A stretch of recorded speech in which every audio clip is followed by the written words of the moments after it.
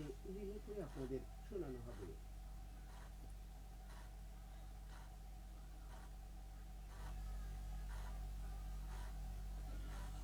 আসসালামু আলাইকুম। সন্ধে ৭টা। বাংলাদেশ বেতার সিলেট সংবাদ পড়ছি আমিনুল ইসলাম।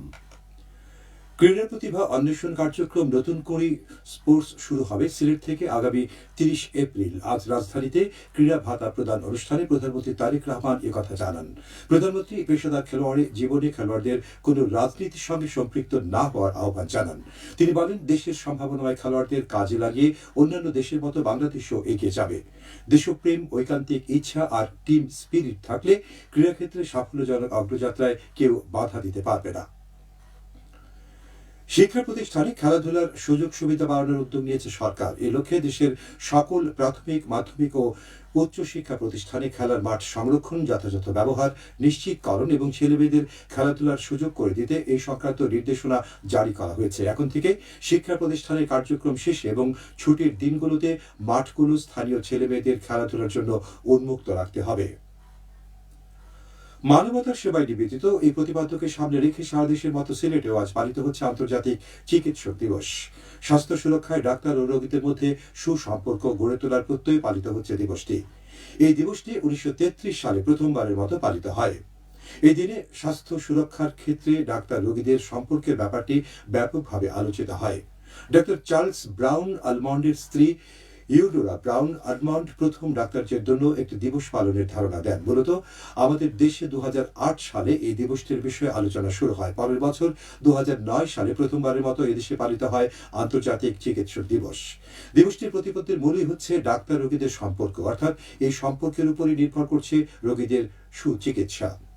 রোগীদের সঙ্গে ডাক্তারদের বোঝাপড়া ভালো হলে, তাদের মধ্যে সুসম্পর্ক তৈরি হলে অতি সহজে রোগ নির্ণয় করা সম্ভব। চিকিৎসকদের সুন্দর আচরণে রোগীর অনেকটা রোগ প্রশমনতে হয়।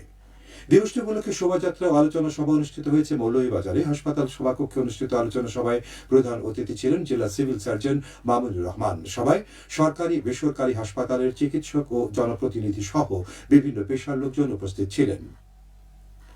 সিলেটে জ্বালানি তেল নিয়ে চলমান অস্থিরতা নিরসনে কাজ করছে বিজেপি সহ সংশ্লিষ্ট সব সংস্থা।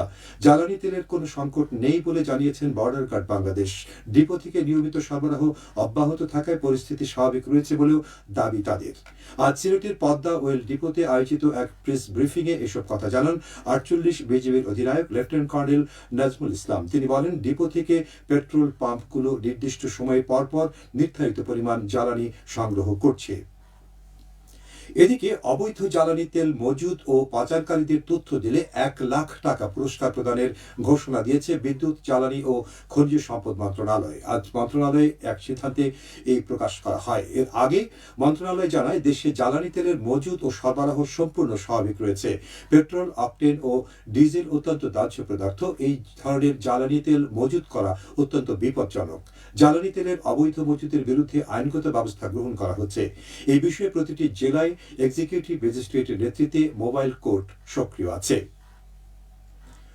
চলতি বছরের এসএসসি ও সমমানের পরীক্ষা আগামী ২১ এপ্রিল থেকে সারা দেশে শুরু হবে। পরীক্ষা সুষ্ঠু ও নকলমুক্ত পরিবেশে অনুষ্ঠানের লক্ষ্যে প্রয়োজনীয় নির্দেশনা জারি করেছে মাধ্যমিক ও উচ্চ মাধ্যমিক অধিদপ্তর। নির্দেশনায় বলা হয়েছে, প্রতিটি পরীক্ষা কেন্দ্রে ও কক্ষে সিসিটিভি ক্যামেরায় সচল রাখতে হবে এবং ধারণকৃত ভিডিও সংরক্ষণ করতে হবে।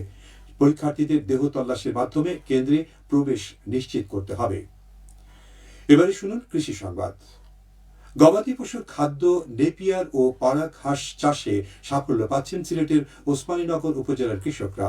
উপজেলার বিভিন্ন এলাকায়, বিশেষ করে হাওর অঞ্চলের জমিতে কয়েক বিঘা পরিমাণ জায়গা জুড়ে এই ঘাস চাষ করে দৃষ্টান্ত স্থাপন করেছেন তারা। সবুজে ঘেরা এসব ঘাসের ক্ষেত পরিচ্ছন্ন ও সঠিকভাবে পরিচর্যামুক্ত। সারিবদ্ধভাবে লাগানো নেপিয়ার ঘাস দ্রুত বেড়ে উঠছে আর নিচু জমিতে বিস্তৃত হচ্ছে পাড়া ঘাস। এই দুই ধরনের ঘাস খামারগুলোর গবাদি পশুর প্রধান খাদ্য যোগান দিচ্ছে। ফলে বাজার নির্ভর কমে আসছে, বাজারিদের খরচ উল্লেখযোগ্যভাবে হ্রাস পেয়েছে।